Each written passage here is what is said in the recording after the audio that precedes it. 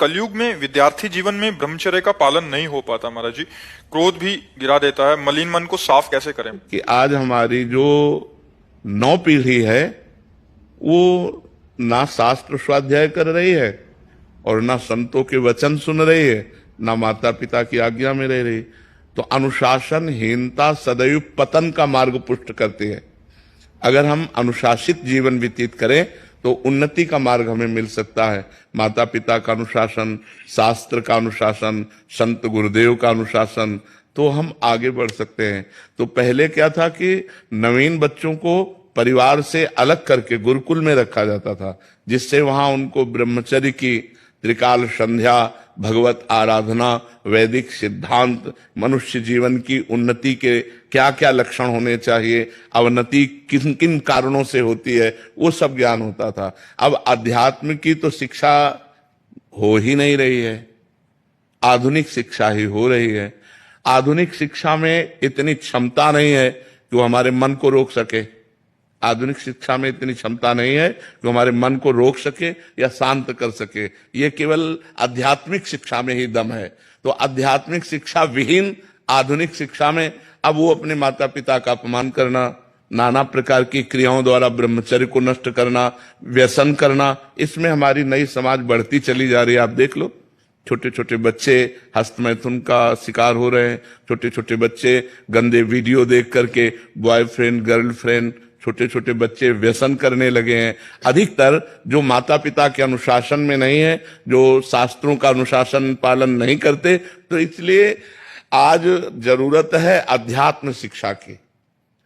अगर हम अपने बच्चों को थोड़ा शास्त्र श्रवण कराएं, थोड़ा नाम जप कराएं, पवित्र भोजन पवाएं और उनको मित्रवत व्यवहार के द्वारा समझावें कि ऐसे ऐसे गंदे आचरण वाले मित्र मिले तो इनसे दूर रहे। ऐसा छूना, ऐसा करना, ऐसा देखना ये निषेध है, तुम्हारे जीवन को गिरा देगा। नहीं तो छोटे छोटे बच्चे पतित होते चले जा रहे हैं। जो हमारी एकाग्रता विद्या अध्ययन में लगनी चाहिए, जो हमारी एकाग्रता सामाजिक सेवा में लगनी चाहिए, वो एकाग्रता हमारी नशे में और व्यभिचार में जा रही।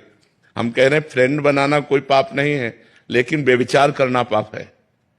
फ्रेंड बनाओ, खूब घूमो, खूब आनंद लो, कोई परेशानी, लेकिन गंदा आचरण मत करो। अगर गंदा आचरण करोगे तो वही तुम्हें डिप्रेशन में पहुंचाएगा, एक दूसरे का मतलब जीवन पतित हो जाएगा। आगे चल करके आपको एक ही रास्ता दिखाई देगा, या तो घोर व्यसन में पड़े रहना या सुसाइड कर लेना।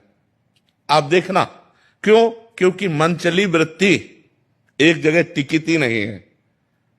चला भी है समाज में बॉयफ्रेंड ब्रेकअप, इसमें चरित्र आपका दूषित हो रहा है, आपके विचार दूषित हो रहे हैं, आपकी मानसिकता दूषित हो रही है। अब आप अपने जीवन को ऐसे गर्त में गिराने जा रहे हैं जो पूरे जीवन आपको दुख देगा, क्योंकि आप एक सद्गृहस्थ नहीं बन पाएंगे। यदि आपने ऐसे गंदी आदतें की और आपका ब्याह हो गया तो आप अपनी पत्नी से संतुष्ट नहीं रहेंगे।